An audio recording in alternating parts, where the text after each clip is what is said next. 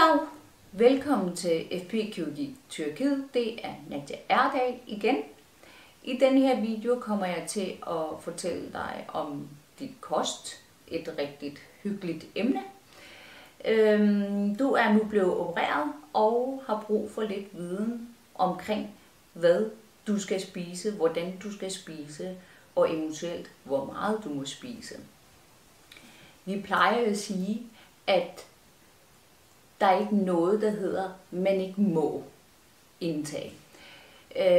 Selvfølgelig giver vi nogle søjler, selvfølgelig giver vi nogle råd og tips, og så er det simpelthen op til dig, hvordan du vil ændre dit livsstil. Du skal huske på, at der er 3 faser i dit kost fra nu af. Det hedder flydende, altså siet periode. Det er nummer 1 fase. Nummer 2 fase er simpelthen blød kost, altså moset kostperiode.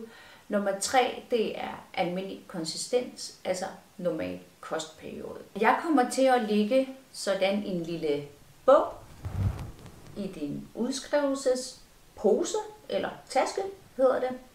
Det er simpelthen en kostplan, som er udarbejdet med en dansk diætist. Og det er simpelthen, som jeg kalder det for, Bibelen de første 4 uger. Der findes rigtig gode opskrifter i den. Der findes rigtig gode tips og teknikker i den. Så endelig gør dig umage og læs den, mens du er indlagt hos mig. Jeg skal nok huske at aflevere den tidligt til dig, og eventuelt stille alt det spørgsmål, som du kommer i tanke om, også efter, når du er rejst. Din flydende periode.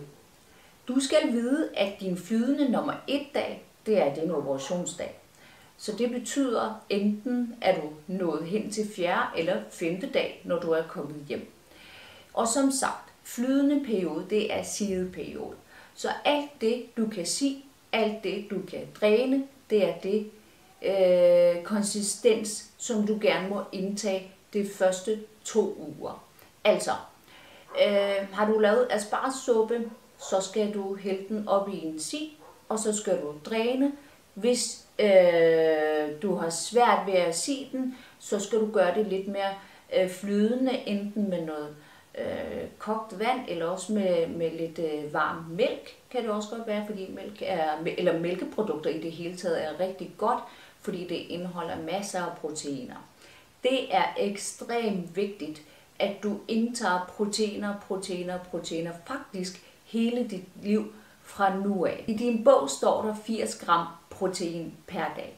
Jeg ved godt, det er meget, meget svært at opnå den her tal, men du skal simpelthen gøre dit bedste. Proteiner er simpelthen nøgleordet i det her operation. Du skal indtage proteiner hver dag, og husk nu, 10 gram er bedre end 0 gram. Så husk nu altid at starte med proteiner. Og det betyder mælkeprodukter, det betyder bouillon, kraftben. Når jeg nu siger bouillon, så er det altså ikke det her klar industritabletter, jeg snakker om. Du skal simpelthen leve gammeldags. Gå ud og få fat i noget ben eller kødrester, som dine slagter gerne vil af med noget billigt penge. Tag fat i den. Og simpelthen koge den, altså langtidskoge den, og bruge saften. Kom det ind i en isbakke, frys det ned, og brug de her isterninger til alt dit mad, også selvom du er i en normal kostperiode. Det er cirka for 8 år siden, jeg selv er blevet opereret, og jeg bruger den her teknik stadigvæk i mit køkken. Proteiner er meget vigtigt for, at du kan bibeholde dine muskler og komme af med din fedt. Igen flydende periode. Nu har du fået at vide alt det, du kan sige. Det er den konsistens, du skal indtage. Men hold dig væk fra syrligt ingrediens. Og for eksempel sådan noget som tomatsuppe i starten. Det er i starten, jeg taler om, fordi du har et meget frisk sår indvendigt, så det kan godt komme til at svige lidt og gøre ondt på dig. For eksempel sådan noget som appelsinjuice eller noget citronsaft. Du skal simpelthen holde dig væk fra syrlige ingredienser. Til dem, der for eksempel laver linsesuppe, er vant til linsesuppe, den skal du lige holde ud af din kostplan de første 2 til 3 uger i hvert fald.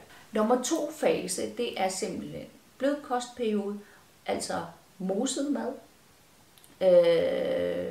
Teknikken i det her, det er simpelthen således, at hvis du kan køre din gaffel gennem din mad, så må du gerne indtage det. Altså, hvis du kan mase din mad med en gaffel, så må du gerne indtage det. Og det betyder ikke, at du skal være hårdt ved den. Det skal kunne bare køre gennem den. Så gerne give dit grøntsager noget ekstra kogetid. Og så bagefter må du gerne indtage dem. I den her periode, der skal du passe på med mad, der indeholder stivelse, for eksempel kartofler. Nogle kan godt indtage den, når de så fortynder det med noget skummælk, altså noget mælk, der har lavere fedtprocent. Men hos nogen føles det lidt tungt og klamt i maven. Du kan eventuelt erstatte det med noget rødfrugt, altså noget pastinak og alt andet. Koge den og lave den om til puré og indtage den således. En af tingene, som jeg selv var meget, meget glad for i blød kostperiode, det var millionbøf. Den elskede jeg simpelthen, fordi jeg er meget sovstype. Og ja, sovs gør ikke noget. Indtag det. Det gør ikke noget. I skal nok tabe jer. Vi skal bare lige være ops på, at din krop får det, den skal dagligt. Så eventuelt noget knækbrød. Det her det er meget sjovt, fordi man kan jo mase knækbrød med, med en gaffel. Men sjovt nok, når man tygger på det, så bliver den jo så meget moset, at den faktisk godt kan indtages. Det er faktisk bedre end rugbrød og hvidt brød, som kan være meget gæret, altså føles meget gæret og tungt i kroppen. Så det du kan gøre, det er at kombinere tynd lags leverpostej på noget knækbrød, eller noget skinksalat, eller noget smørost, som indeholder masser af proteiner, og indtage det som måltid. Husk at lytte til dit krop. Det er meget vigtigt, når dit krop siger stop til dig, så skal du stoppe. Eventuelt lad være med at smide dit mad ud, fordi du ikke har kunnet spise op. Sæt den til side, så går der lige de her 20 minutter, så kommer du igen og tager en bid af det. Det er meget, meget vigtigt, at du indtager ernæring. Fordi hvis du på et tidspunkt bliver bange for, at nu kommer jeg til at spise det hele op i løbet af dagen, for eksempel, er det alt for meget, og det er det ikke. Kroppen finder selv sin balance. Du skal holde dig væk fra dine indre frygter, og simpelthen gøre de ting, som jeg fortæller dig. Gør de ting, som står i dit bog, og så skal det nok gå, som det burde gøre. Nummer 3 fase, det er normal kostperiode, og her der snakker vi simpelthen om normal mad, men så er det ikke ensbetydende med, at man skal sidde med noget flæskesteg, fordi det kan føles meget, meget sejt. Det kan, altså kroppen vil have eller maven vil have meget, meget svært ved at ætse det, så du skal lige passe på, hvad du indtager. Hvordan gør man? Man skal hele tiden have de her bløde overgang, når man ryger fra en fase til den anden. For eksempel, du er på normal kostperiode. I dag kan du starte med noget tarteletter, med noget asparges, sovs eller suppe, eller kyllingekaj for eksempel. Det er også mellem blød og normal kostperiode konsistens. Så via den her måde, der kan du gå over til din helt normale madkonsistens. Igen, husk proteiner. Det er meget, meget vigtigt. Spiseteknikker. Husk at tygge rigtig godt. Tyk. Jeg ved godt, man bliver rigtig træt af det, men du skal simpelthen træne dig med at spise langsomt. Og tro mig, det kommer. Det kommer på et tidspunkt. Du skal bare have tålmodigheden til det, og så skal du altså være rigtig, rigtig stedig. Du skal, når du har taget et bid, så giv slip ved dit bestik, fordi når du holder din gaffel og kniv i hånden, så kører det automatisk. Så det vil sige, at du har taget et lille bid af din smørbrød, og så giver du simpelthen slip ved dit bestik og venter. Tykker og sluger langsomt. Du skal ikke skynde dig. Det kan godt være, at du har et hektisk arbejde, at du har meget, meget travlt, men så må du simpelthen fordele dine pauser og sige, 2 bidder tager jeg i den her pause, 2 bidder tager jeg i den her pause. Fordi hvis du spiser for hurtigt, så kan hjernen ikke nå med, maven kan heller ikke nå med, og så er det der, at man kan komme til at opleve dumping. Dumping er simpelthen en meget, meget ubehageligt oplevelse, og det er sådan, at dit krop fortæller dig, at okay, den her, den kan jeg ikke tåle.